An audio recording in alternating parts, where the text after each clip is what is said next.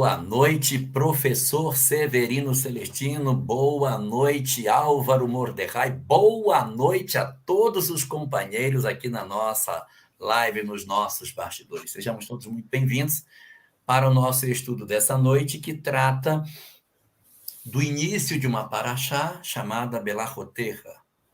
E essa paraxá, ela está localizada no livro de Números, mais especificamente do capítulo 8, 9 e 10, mas a gente vai trabalhar hoje capítulo 8 e provavelmente o 9 também, se a gente conseguir avançar nesse conteúdo.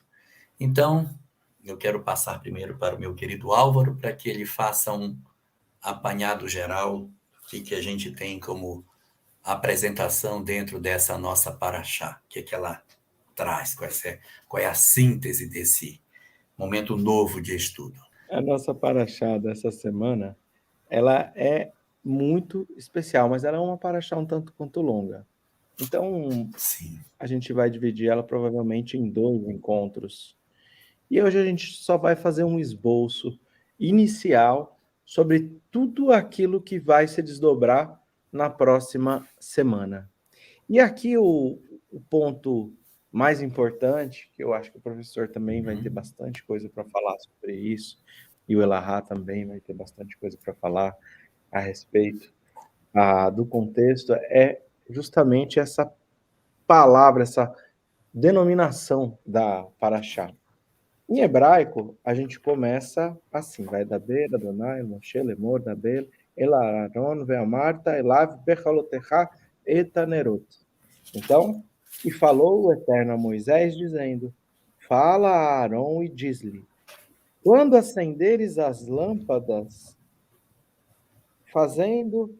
Aí eu só li até aqui, quando acenderes as lâmpadas. E eu vou ficar primeiro por aqui. E essa Berhaloterra, o que significa isso? E o que tem de tão importante? E a gente vai fazer uma conexão depois, mais à frente, com o Evangelho, de fundamental importância. Aqui, por todas as vezes que se fala sobre acender uma vela, por exemplo, ou acender uma chama, ou acender quando a gente fala vela aqui no judaísmo, hoje em dia se tem vela de parafina, mas na época era a vela de azeite. O verbo que nós usaríamos, por exemplo, todo Shabat, toda sexta-feira, quando a mãe acende as velas de Shabat, ela fala Baruch atah Adonai Eloheinu melech haolam asher kideshanu b'yom zotav v'tzivanu lehadelik ner shel Shabat. Bendito sejas tu, eterno nosso Deus, que nos ordenaste acender a vela de Shabat. Em português, a gente leu acender 2 vezes. Em hebraico, Behaloterra, ela tem uma palavra no meio que não é acender, que é levantar, subir, elevar. Então, quando a gente vai a Israel, por exemplo, a gente não fala eu vou até Israel. Eu vou até Nova York, mas para Israel, Aniolê Laaretz, eu subo a terra de Israel. Quando eu estou lá na terra de Israel e eu vou a Jerusalém, eu não falo eu vou a Jerusalém, eu falo Aniolê Lirushalayim, eu vou subir a Jerusalém. E aqui o sentido dessa palavra Behaloterra, você vai acender, não é simplesmente você vai acender, mas você vai fazer com que essa chama se eleve. E essa chama que está sendo falada é a chama da menorá, do candelabro de 7 braços. 7 dias da semana representados por uma chama. Todos nós necessitamos dessa luz que brilha, dessa luz que acende em nossos espíritos em direção ao alto. Então, aqui, quando a gente escreve a palavra Torá, nós temos dentro dela, entre outras, a palavra Or, luz. A luz da Torá, da instrução que vem da palavra Oraá ou Torá, tem várias palavras dentro do nome, a gente está falando em uma instrução que nos eleva, que nos coloca em comunhão com Deus. E é interessante que é diferente realmente isso no nosso texto, e por 3 vezes nós já encontramos no livro de Êxodos, quando se falava da palavra ascender, então eu vou citar aqui os versículos, versículo de Êxodo 25:37, também lhe fará 7 lâmpadas, ou seja, a menorá, o candelabro de 7 braços, os quais se acenderão, a mesma palavra aqui foi utilizada, que ela tem origem em alô, em subir, para iluminar defronte a ele. Êxodo 44. Depois colocará nele a mesa e porás em ordem o que se deve pôr sobre ela. Também colocarás o candelabro e acenderás as suas lâmpadas. A palavra no hebraico também é um derivado de alô, de subir, de elevar-se. E por último, no 40:25 de Êxodos, também está descrito assim: e acendeu as lâmpadas perante o Senhor, como ordenara para nós Moshe. Então, aqui é muito importante a gente colocar esse sentido subjetivo, esse sentido espiritual da palavra Behaloterra, de acender. Eu vou passar para vocês, depois a gente fala mais coisas. Antes de passar para o professor Severino, eu quero fazer só uma pequena observação com relação ao idioma. Falar de português. Em português, nós temos o verbo acender. Letra A, letra C, E-N-D-R, acender, que é apagado, aceso. E tem um outro verbo que a gente coloca um S antes do C, que a gente até diz acender, mas é acender com S, de ascender, que é de subir. Então, você tem acender e ascender em português, que são duas palavras que têm o fonema quase igual e que representam exatamente essa imagem que você está colocando. O acender de ligar e o ascender de subir, no sentido que a nossa paraxá de hoje coloca. E aí eu passo para o professor Severino Celestino, mas antes quero dizer o seguinte, que eu não falei no começo. Aqui é uma live espírita. O nosso propósito não é estudar judaísmo, nem validar o texto judaico como se ele fosse um texto especificamente alinhado com o pensamento espírita. Mas é respeitar a sabedoria que se esconde nesses textos e nos iluminarmos no sentido de ascender e de ascender com o conhecimento que está contido nesses versículos aparentemente tão distantes da nossa atual sociedade. Em todo Shabat, na reunião do sábado, o Shabat inicia com o acendimento das velas. E essa é uma prerrogativa da mulher. Então, são as mulheres que acendem as velas do Shabat, aí depois das velas acesas, contempla a luz e o Shabat, a cerimônia do Shabat vai começar. Mulheres acendendo a chama do Shabat no lar, nas reuniões familiares. Havia dentro do templo um candelabro de ouro grande, ele não é pequeno não, ele é grande.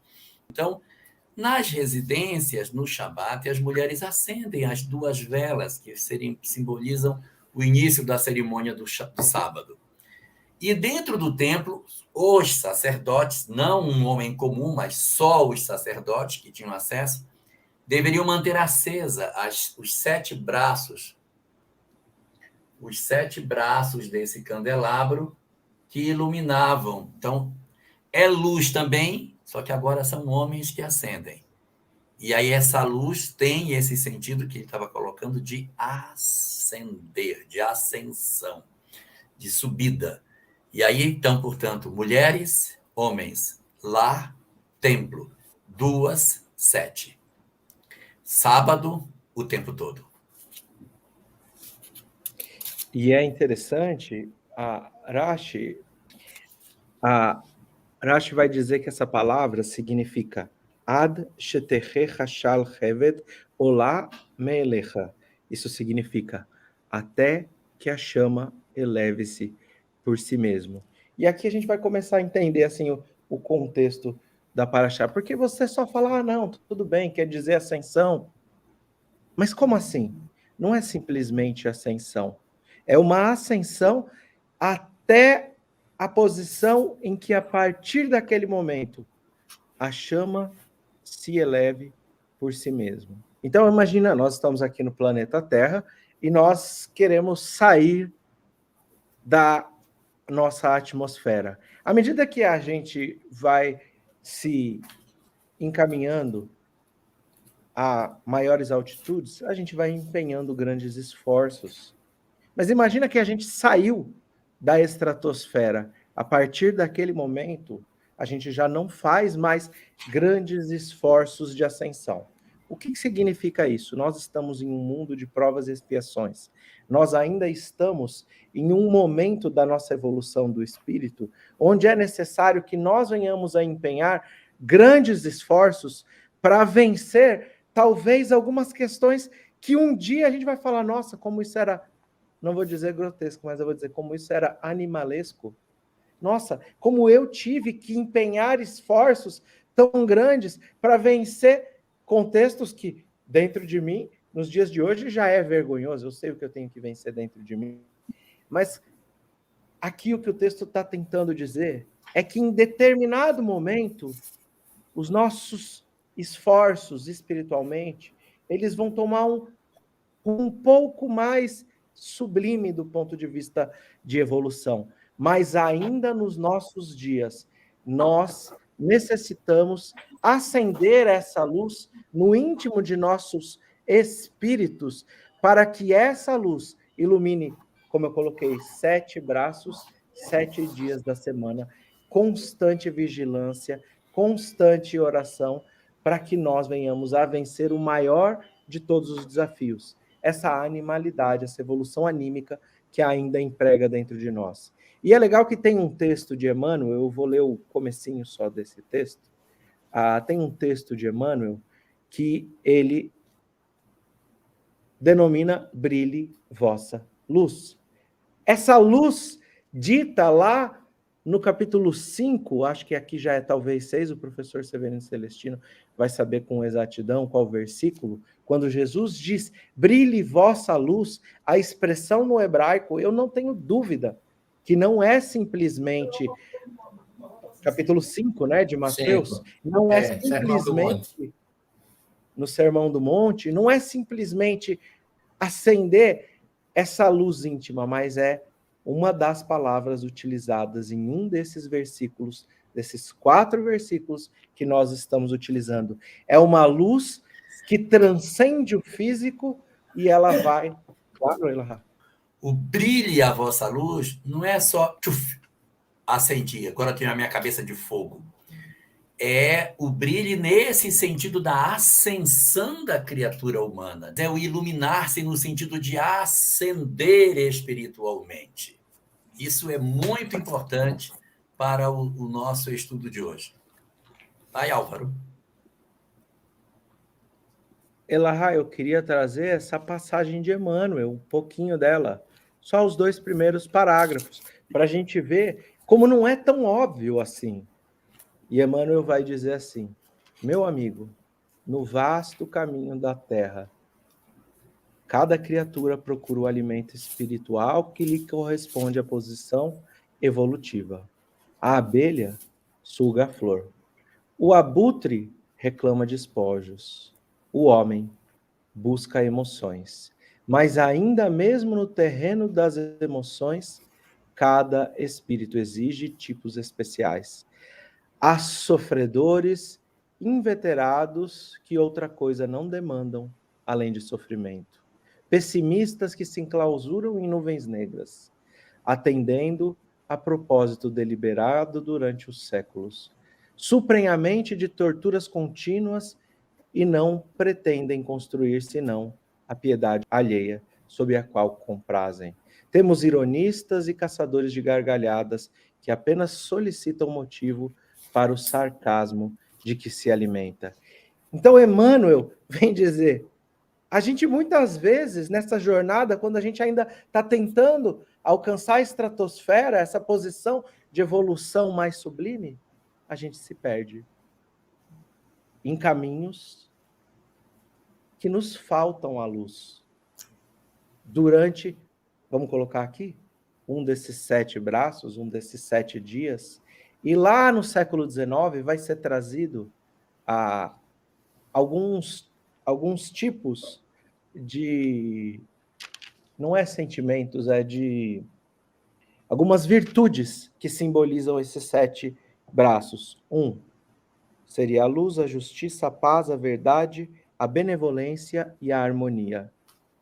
Essa luz da qual tanto pede para que nós venhamos a acender em nossos espíritos, talvez seja o grande drama vivido por cada um de nós. Cada um na sua condição, cada um na sua posição, mas ainda todos nós dentro dessa atmosfera que a gente almeja que o nosso espírito venha a se sublimar em breve. Eu gostaria de fazer só algumas pequenas colocações aí rapidamente. Primeiro, lembrando aqui o que os rabinos falam a respeito desse acendimento das lâmpadas ou das velas, quando Álvaro acabou de dizer que todas elas, são 7, né, representam exatamente os 7 dias da semana, e que não há um dia em que não se necessite de luz para reinar a vitória moral continuamente sobre o obscurantismo.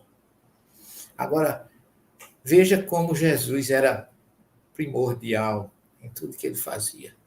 E como ele usou a Torá, do primeiro versículo do Evangelho até o último, segundo os discípulos que eles narraram. Porque Mateus, judeu por excelência, que apresenta Jesus como Messias, ele mostra que, do ponto de vista André Churraqui, que eu gosto muito da exegese dele, ele traz umas observações maravilhosas nesse sentido, porque quando Jesus começa o sermão, capítulo 5, que foi trazido aí por Álvaro, ele está falando para um povo oprimido, escravizado, enlutado, sofrido, órfão, tudo que era consequências danosas da opressão romana, aquele povo estava envolvido nele. E as primeiras palavras do Sermão do Monte são de exortações para esse povo. São 9 exortações, aliás, são 7.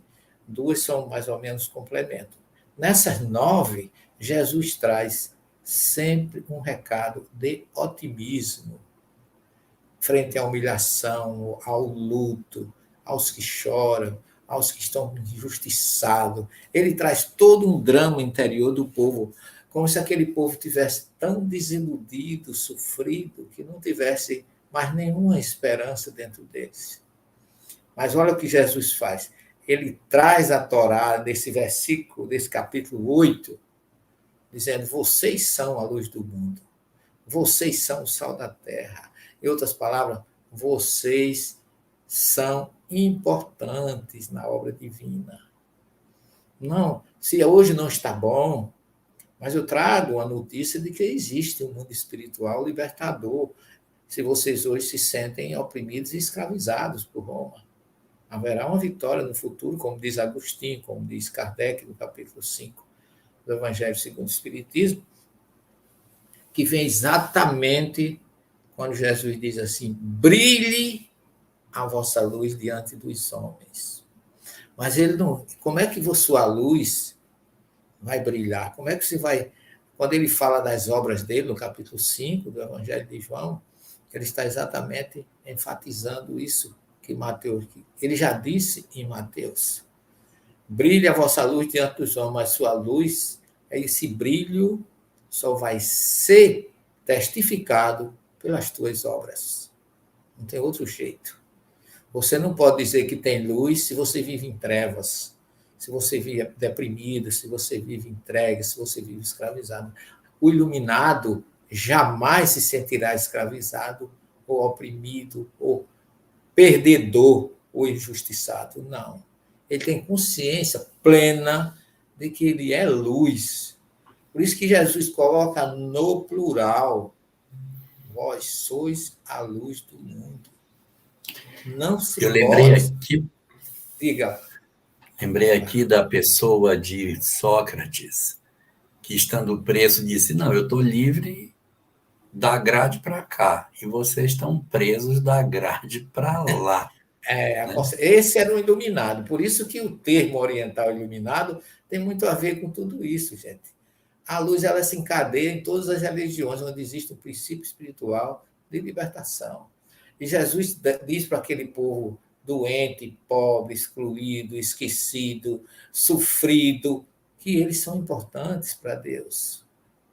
Ele fala até que Deus valoriza um casal de pardal, quanto mais vocês, que são a obra máxima dessa criação.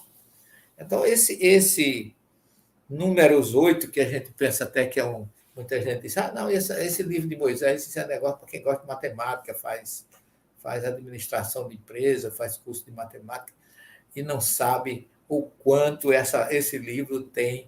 Observa essa paraxá. É como se fosse assim, deixa que tua luz cresça. Acende esse candelabro de uma forma universal. Para aqueles que estão no deserto, na planície do Sinai, sinta-se iluminado. E quem é iluminado não pode ser escravo de ninguém.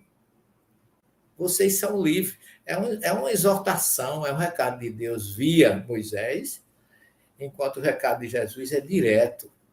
Ele pega essa paraxá do Números e traz para todos nós. Você não pode se sentir inferior. Você lembre-se que você é grande. Por quê? Porque você é filho de Deus, irmão de Jesus. Quer maior representação do que essa? Quer currículo maior do que esse? Então, descubra isso em você e esqueça as coisas pequenas. E se você não puder esquecer, supere-as. Porque a vida vai continuar mais fácil, confiando exatamente na promessa de Jesus, eu estarei convosco até a consumação dos séculos. Muito interessante essas ressignificações do verbo acender, né? Muito importante para a gente ter uma percepção mais clara das conexões que ao cristão comum, professor, passa tão despercebido, que pela falta da conexão com o antigo, parece que a fala de Jesus, brilha a vossa luz, ele inventou assim, acho que vou falar isso, acho que vai ficar legal. Não, aí você vai nesse, gente, ele está conectando lá em Números, ele está falando do acendimento, ele está falando daquela questão da ascensão espiritual. E isso dá uma dimensão transcendente para as palavras aparentemente simples. É um candelabro universal, porque são 7 braços para que você tenha luz todos os dias. Tudo se conecta, né? Então, Jesus estava trazendo ali um conjunto de bases extraídos do ensinamento que ele já tinha enviado a Moisés no passado, dando agora. Por isso que depois que ele diz tudo isso, aí ele dá um reforço de tudo isso. Olha, vocês não pensem que eu vim destruir a Torá nem os profetas. Olha que interessante. Significando que o que eu estou trazendo aqui é ensinamento que está lá, que eu já enviei para Moisés. Eu vim mostrar a vocês que vocês precisam usar aquilo que já veio através de Moisés de uma forma prática. Libertação, amor, fraternidade, auto-iluminação. Por isso, quando ele diz, brilha a vossa luz, se auto-ilumine. E quando você se auto-ilumine, qualquer tipo de treva, de orgulho, inveja, egoísmo, tem que sair. Porque isso faz parte de uma escuridão ou de uma treva que não pode pertencer ao ser humano que conhece esses ensinamentos de Jesus. É interessante isso. Eu vou puxar um pouquinho, Álvaro, fora do aspecto da nossa discussão de Torá, mas a gente vai encontrar essa imagem em muitos lugares. Quando no Bhagavad Gita, o príncipe Arjuna pergunta para Krishna, quem é você? Aí na música do Raul Seixas diz, eu sou a luz das estrelas. Né? Na tradução do Esperanto, que o Valdomiro Lorenz fez do Bhagavad Gita, ele diz que o Krishna teria respondido, eu sou o brilho do brilho. Imagina o brilho, e o brilho do brilho Mi estas labrilo e labrilo. Então, eu sou o brilho do brilho, que tá música de Raul, eu sou a luz das estrelas, que seria o brilho do brilho. Mostrando isso, quando você vai para Zaratustra, 7 séculos antes de Jesus, Zaratustra teve a ideia do fogo. Um fogo que nunca poderia se apagar, professor. Inclusive, até hoje está aceso. O fogo que o Zaratustra acendeu não pode apagar. E vão jogando pauzinho, pauzinho, pauzinho, e ele vai pegando fogo, mas não pode apagar, porque o fogo que até hoje os seguidores de Zaratustra têm nos seus templos iniciou quando Zaratustra trouxe o fogo como a representação da luz, a representação do bem, a representação de Deus no fogo.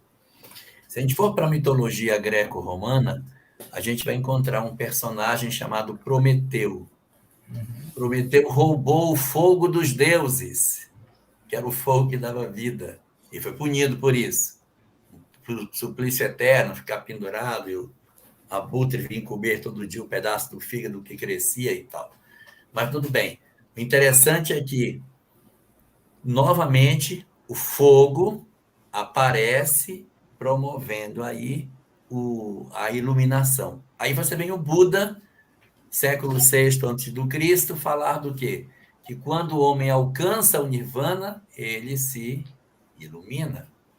Então, a luz, o fogo, a questão do surgimento da luz vencendo a escuridão, é a representação sempre da vitória da evolução do homem. E aí a gente vai novamente encontrar isso na Torá e nas palavras de Jesus, mostrando como é uma verdade universal essa preocupação com os aspectos referentes à evolução e à ascensão do espírito. Que lindo, hein, Ahá? Que coisa mais Parabéns, linda. parabéns, Elahá. É curioso a gente ver isso, porque a gente, quando vai estudar o primeiro capítulo do Gênesis, a gente fica preocupado ali com a criação física, né? E só vai encontrar a criação dos astros no quarto dia já. Aí como é que é? Já tinha luz no primeiro. Ele criou que luz no primeiro? Pode ser a luz do sol, tá certo? Por isso que ele diz que brilhe a vossa luz. Ele não diz brilhe como o sol, nem imite o sol, não. Ele está falando de uma luz que não tem comparação absoluta. E é assim, qual é a luz que você tem? É grande? Faça ela brilhar. Qual é a luz que você tem? É pequena? Faça ela brilhar. Brilhe a vossa luz. Ponha para iluminar o que você já é capaz de iluminar. Não é assim, coloque a luz perfeita para fora. Não, brilhe, não é brilhe a luz perfeita, é brilhe a luz que você tem. Coloque para fora. Não esconda a luz debaixo do velador. Pode fazer. Isso é muito interessante. É bem a palavra, né? Berraloterra, a sua, do jeitinho que ela tá, a sua. É bem interessante essa colocação. Agora, sim, o texto, ele vai seguir, eu vou dar uma aprofundada mais aqui, no sentido, trazendo um pouco de novo para a nossa vida. Porque o texto fala assim, tá bom, entendi. Mas como eu faço isso? Primeira pergunta. Elahá, professor, se eu esquecer quando estiver respondendo a primeira, da segunda, me lembra. A segunda essa ordem é para os levitas. A pergunta 2, essa ordem é para os levitas. Então, só para uma parte fazer isso? Essa é a 2. Eu vou responder a primeira. Como que eu faço isso? Então, o texto fala assim, toma vocês, levitas, dentre os filhos de Israel e purifiquem-se. E aí vocês vão fazer o seguinte, tomem um novilho, peguem uma oblação de farinha de trigo, amassada com azeite. Você fala, não, peraí. É ritual. Não. Vamos ver o que está por detrás das palavras. Pegar um novilho. Abraão pegou 3 para servir aos seus visitantes. Então, aqui é a caridade. Não é do nível de Abraão, como você falou, é a tua luz, na sua condição. Não é para você fazer ainda lá no nível de Abraão. A sua consciência só está cobrando um novilho de você. Abraão estava mais à frente. Era a benevolência, era a bondade, a representação da bondade, o primeiro dos hebreus. Então você só vai pegar uma. Depois você vai pegar a farinha de trigo, que, como disse Jesus, eu sou o pão da vida. A gente encontra aqui o símbolo do trigo como a Shivata Minim, como a principal, como fala, cevada, centeio, principal grão, como fala isso? O principal tipo de grão Cereal. cereal Cereal. que nós encontramos nas 7 espécies trazidas, que a gente explicou lá atrás no livro de Êxodos, as 7 espécies, então, só para lembrar, é trigo, cevada. São 2 cereais. Trigo alimenta o espírito. Cevada era o alimento dos animais, a ração dos animais. Ou seja, dentro da evolução anímica, cada um dos aspectos da animalidade tem a sua posição para, como dizem os espíritos, decuplicarem a nossa capacidade evolutiva aqui na Terra. Depois, a gente vai ter uva, figo, azeitona, tâmara, a gente vai ter mais os outros que completam as 7 espécies. Mas o importante é, faz a caridade, pega um novilho, o que está no seu alcance. O pão da vida, o pão, a bondade e principalmente aqui, a instrução que alimenta o espírito. E o azeite, o que é o azeite? A gente já comentou que o azeite é o produto daquilo que é esmagado da azeitona. Ou seja, o seu sacrifício íntimo você entrega com instrução e caridade. É assim que você vai encontrar um caminho para se auto-iluminar. E depois continua. E dessa forma, você vai se purificar. Agora, é interessante que dentro da Kabbalah tem um contexto que vai dizer o seguinte: o nosso espírito, ele caminha dentro desse mundo material e às vezes a gente vai causando algumas manchas na nossa túnica, que não está tão branca, a nossa túnica nupcial não está tão branca para casar com o Messias. Já estou trazendo outro aspecto aqui. Eu não vou explicar todos, tá, gente? Mas depois façam as conexões. A nossa túnica nupcial. Então ela fica às vezes um pouquinho manchada. E quando uma roupa está manchada, para onde a gente manda em hebraico? Para Kivsat. Mechonat Kivsat. A gente vai mandar para a lavanderia, para a máquina de lavar. Ok. Qual é essa máquina de lavar? Encarnação, plano material. Então a gente encarna nesse mundo para expiar, para provar e para se superar naqueles aspectos onde no passado nós manchamos a nossa túnica. Agora a proposta é que a gente deixe ela bem branquinha, bem iluminada, retire, supere aqueles equívocos do passado. Legal, bacana. Quando a gente faz isso, a gente ascende, a gente passa um degrau acima. Então, a segunda pergunta que eu falei, qual era? Isso está escrito só para os levitas? Não. Vamos se lembrar que aqui a gente tem o povo de Israel, os levitas e os sacerdotes.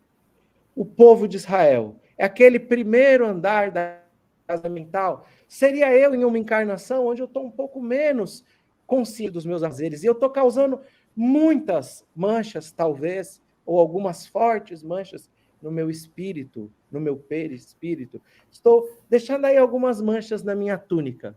Depois, eu preciso de purificar isso. Eu venho, trabalho, ascendo de posição. Eu venho como um levita. Minha consciência vai já me cobrar aspectos um pouco, talvez, menos rústicos, vamos assim dizer, da evolução. Mas, para isso, você precisa de mansuetude. Você precisa de se aceitar em cada um desses aspectos, aceitar a sua purificação. Tá difícil, tá muito filosófico? Vamos ser um pouco mais claro. Senador Publio Lentulus. Ele estava lá no primeiro andar da casa mental dele. quando ele ainda estava como seu bisavô, quando ele vem como senador Publio Lentulus, e ele está caminhando dentro de um aspecto que, ao invés de estar purificando, de estar usando a Mechonato Kivissá, a máquina de lavar do seu espírito da maneira certa e entregar caridade, e entregar o entendimento, aqui a farinha de trigo, de fazer o sacrifício, de trazer o azeite, que é aquilo que alimenta a chama do espírito, através dos seus sacrifícios, ele foi se complicando um pouco mais. Mas, ao final dessa encarnação, ele tem o despertar da sua consciência. Depois disso, ele tem mansuetude para aceitar, tomar a purificação. Ele tomou para si o caminho da purificação. Até então, ele estava cometendo muito mais antes de escravo nessa em 50 anos depois. Ele estava muito mais manchando as suas vestes. Quando ele desperta a sua consciência, ele fala, agora eu vou tomar a minha purificação. E ele vem como escravo, ele sofre, ele tem as suas dificuldades íntimas, mas ali ele já está entregando caridade. Ele já está entregando a farinha de trigo. E ele já está trazendo, através do seu sacrifício, a luz que acende no seu espírito.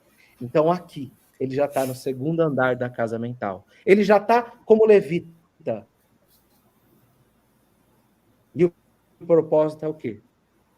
Que ele se tornasse Cohen, que ele se tornasse sacerdote. E segundo ele mesmo, ele se torna esse sacerdote como Padre Manuel da Nóbrega. Quando ele alcança a redenção espiritual, a possibilidade, vamos assim dizer, de já deixar esse mundo de provas e expiações, ele alcança a posição quando ele diz que Lívia tinha esse mundo. Ali, ele está no terceiro andar. E Elahá, o que faz o sacerdote, professor Celestino? O que faz o sacerdote? Ele tem uma comunhão no Santo dos Santos, com o Espírito de Deus. Uma comunhão que ele alcança ali naquele momento. Ele está no terceiro andar da casa mental. E o propósito é que ele seja o Cohen Gadol, o grande sacerdote. E um dia se torne Espírito Crístico. Então, olha, esses dois capítulos queria trazem só muita coisa, né, antes de passar para o professor Severino. Quando falar azeite para nós, que somos ocidentais, a gente pensa em azeite para colocar na salada, né? Azeite para passar no machucado. Na minha terra, tomava-se uma colher de sopa de azeite para melhorar as articulações, professor, para o azeite ir para as dobradiças, para a pessoa lubrificar juntas. Para lubrificar juntas. Tem que lubrificar a máquina. Então, a gente tem muita relação do azeite com alguma dessas questões. Para os judeus, azeite era, antes de qualquer coisa, luz. Porque as lamparinas eram feitas de azeite. O templo era iluminado com azeite. Não havia outra forma de iluminação que não fosse azeite. E lá eles não tinham óleo de soja, óleo de milho, óleo de cânula, óleo de algodão. Era óleo de azeite de oliva. Então, por esse motivo é que a gente tem essa percepção, né, dos aspectos referentes ao azeite ligado à luz. O trigo alimenta o corpo, o azeite alimenta a alma, porque é a luz.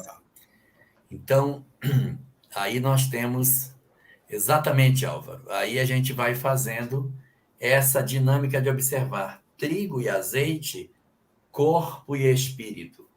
O trigo alimentando o corpo, o azeite alimentando a água. Então, você tem que ter medida de trigo e de azeite. Todos dois são macerados. Todos dois são frutos de quebra, macera, pila, coa para depois sair o resultado daquilo que se quer. Trabalho, renúncia e aceitação da dinâmica da vida.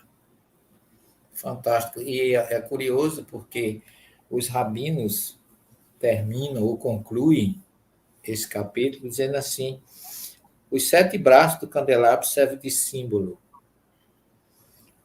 Desde 1843, aos nobres ideais de uma instituição judaica de benemerência. Agora, veja bem.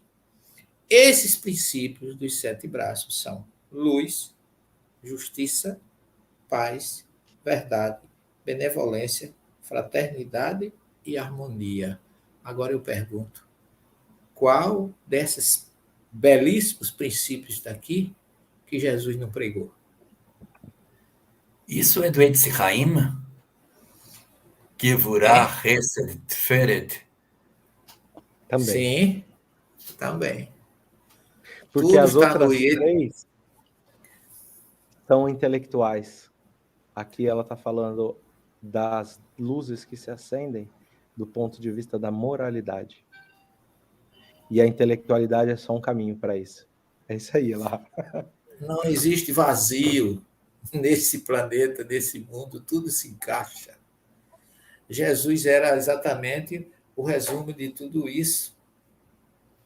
Né? Quando ele brilha a vossa luz, se entregue, deixe, como você diz, deixe-se macerar, deixe-se escravizar, deixe as coisas, faz como dizia Mahatma Gandhi, deixe ele matar à vontade, de lhe fazer o mal, que ele vai cansar. Quando ele cansar, você o conquistará com amor e com paz. Deixa, que a coisa tem, tudo tem seu tempo dentro dessa nobre lei de causa e efeito. Esse arco de Tito aí, ele fica bem do ladinho do Coliseu. Assim, atravessando a rua, você encontra ele. Ele está bem do lado. E esse arco foi construído quando Tito, que ainda não era imperador, era ainda general, filho de Vespasiano, e que foi encarregado de ir para a Judéia para vencer a rebelião judaica no período de 68 a 70. Então, Tito luta com o seu exército contra os rebeldes judeus, resultando ali na vitória do Império Romano sobre aquela colônia. Essa guerra ela termina com a destruição do templo no ano 70. Na verdade, não é nem a destruição, é o arrasamento do templo. O templo foi arrasado. Qual é a diferença de destruir para arrasar?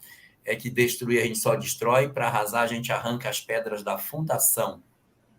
Os romanos destruíram o templo, depois tiraram todas as pedras da fundação do templo, jogaram as pedras lá de cima, depois eles araram a terra e semearam para que nunca alguém pudesse imaginar que ali teria existido um templo. Então, você vê o nível de intensidade do autoritarismo do Império Romano. Então, eles destroem o templo e saqueiam o templo.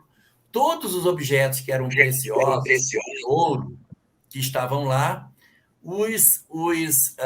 os romanos retiraram de lá, de Jerusalém, e trouxeram para Roma. E aí, em homenagem a essa vitória sobre a Judéia, é construído o Arco de Tito, onde existe umas esculturas mostrando o povo carregando o espólio no arco, os objetos que foram levados. Estão vendo aí, ó, a menorá. Olha o tamanho dela, quase o tamanho de um homem, né? Isso aí é tudo de ouro.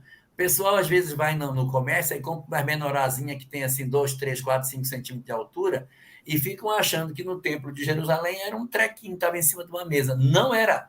Ele era grande. Olha o tamanho dele e o tamanho das pessoas. E aí, sem querer puxar a história dos caçadores da Arca Perdida, a arca não aparece nessa imagem. Olha só, o que a gente observa aqui? Esse candelabro de 7 braços que a gente está vendo, ele foi retirado do templo durante o período da guerra que a gente estava comentando. Era esse candelabro que estava dentro do templo e que ficava aceso todos os dias. Cada ponta dessa do candelabro era um repositório de azeite que era aceso. Então, cada um deles representando um dia da semana, os 7 braços acesos, falavam da presença da luz durante todo o tempo, para que nunca esquecêssemos que na segunda, na quinta, na quarta, no sábado, no domingo, no dia que fosse, a luz do Senhor está presente. Então, não era uma única luz só, como é no fogo de Zaratustra, que é um único fogo. Não é um fogo só, como o fogo de Prometeu, que roubou dos deuses. Não é só um fogo. São 7 elementos para mostrar exatamente a presença do divino derramado por sobre toda a Shavua, toda a semana. E aqui é essa representação que a gente estava lendo no início, que quando Arão for acender o candelabro, é esse candelabro aqui, não é outro, não são candelabros quaisquer. É um candelabro específico, que é a menorá, existe apenas um, estava dentro do templo de Jerusalém. É esse candelabro aí, esse que está sendo saqueado, que a Torá está fazendo menção. Não são candelabros domésticos, é apenas um que existia no interior do templo. Ok. E aqui a gente pode ver na imagem, tem uma representação, ela está meio apagada, de uma trombeta. A gente vai ver o que é essa trombeta na semana, na 15 dias. E lá para 2000 anos, a gente tem a representação de Tito, lá tem a descrição de Tito, lá junto com o senador Publio Lentulus, fazendo parte desse trabalho aí de destruição do templo. E é interessante que a gente, não vou falar, mas só para dar um spoilerzinho da próxima semana, a gente falou capítulo 8 e 9, mas a gente só falou do 8. Foi. Isso. No 9, a gente vai perceber que, bem conectado com essa destruição do templo, com essa profanação de um símbolo sagrado, que a gente já tinha visto no primeiro livro, no primeiro templo com Daniel, lá no grande banquete, também é feita a mesma coisa que está sendo feito com esses símbolos. Eles são profanados no banquete de Balsazar, eles são profanados, e o que acontece com o Império da Babilônia? Na mesma noite cai. Ele cai. E aqui o que acontece com Roma? Pesado, medido, né? Pesado, encontrado em falta, dividido. O farsim. E aqui a gente vai encontrar o Império Romano fazendo o quê? A mesma coisa. Eles levam os símbolos, profanam os símbolos sagrados, e aquilo que era grandioso aos olhos dos homens entra em ruína, e aquilo que é sagrado aos olhos de Deus, a gente não está falando do símbolo físico, do ritual, a gente está falando daquilo que a gente explicou na nossa Parashá, do entendimento espiritual dessa luz. Isso se perpetua, isso se expande, isso ilumina. E ninguém é capaz de apagar essa chama. Um judeu não passa debaixo desse arco, só para as pessoas saberem. Então, eu não passei debaixo desse arco, um judeu não passa debaixo dele. É uma tradição judaica isso, dos judeus de Roma. Agora é o seguinte, já que o Álvaro tocou nisso, ele já tocou, então pedra tocada é pedra mexida, eu vou fazer um comentário aqui. É o seguinte, o primeiro templo, aquele que ele comentou, que foi destruído por Nabucodonosor no ano 536 antes da era cristã, esse 83. 86, 36 é quando ele sai, né? 586 da era cristã, ele foi destruído num dia do ano. Era no mês de Ave, e era o dia 9 do mês de Ave. 9, como é que faz 9? 9 faz assim. 9. Então, 9 do mês de Ave foi quando destruiu-se o templo pela mão dos babilônios. No calendário judaico, passam-se os anos. No ano 70 da era cristã, os romanos vão e destroem o templo de novo. O templo já tinha sido reconstruído e eles destroem novamente. Quando o templo é destruído, olhando no calendário, deu de novo no mês de Ave. E deu de novo no dia 9. Então, o dia 9 do mês de Ave, chamado Shabeav, é o dia que se celebra ou se relembra a destruição do templo. Então, é a destruição do primeiro templo. Outro dia eu fui usar essa palavra celebrar e acabou dando uma confusão danada. E não era celebrar, é comemorar. Relembrar. Então, destruiu o primeiro templo e destruiu o segundo templo no mesmo dia. E a palavra tem duas letras, Av. Não. que é feito com 2 letras, Aleph, Beit. Aleph, Beit. E aí eu já vi uma explicação cabalística de que o Beit significa babilônios e o Aleph tem a ver com os italianos. Mas eu não sei como é que conecta o Aleph com a Itália. Mas acho que é um I, né? Coloca o Pode ser, pode isso. Pode ser. Pode ser. O Aleph pode ser com o Hirik, que é o símbolo do I. Do I. Aí fica italianos e babilônios. Então, Tisha B'Av. Italianos e babilônios destruíram os 2 templos. E Beit também é templo, né? Beit também é templo, Beit. Casa, família, universo. Também no ano 1290, foi no dia Tisha B'Av, no dia 9 de Av, que o rei Eduardo I da Inglaterra expulsou os judeus da Inglaterra. Também em 1492, no dia 9 de Av, foram expulsos os judeus da Espanha. Pelo rei Fernando de Aragão e Isabel de Castela. Exato. Fernando também de Aragão e Isabel de Castela. Noite dos Cristais também se deu no dia 9 de Ave. Então é uma data bastante... Mas Ave é que mês? É que é calendário... É móvel o calendário, você não pode fixar. Não, mas ele dá dentro do calendário, dá mais ou menos que mês, Ave? Parte em julho e parte em agosto. Julho, agosto. Julho e agosto. Julho, agosto. Final de julho, começo de agosto, né? Porque é móvel, né? O calendário é lunar, não é solar. Agora, Álvaro, você faz a nossa prece final? Faço. Então vamos agradecer a Deus a oportunidade de estudo entre amigos, a oportunidade de refletir diante da doutrina dos Espíritos, pesquisando nos textos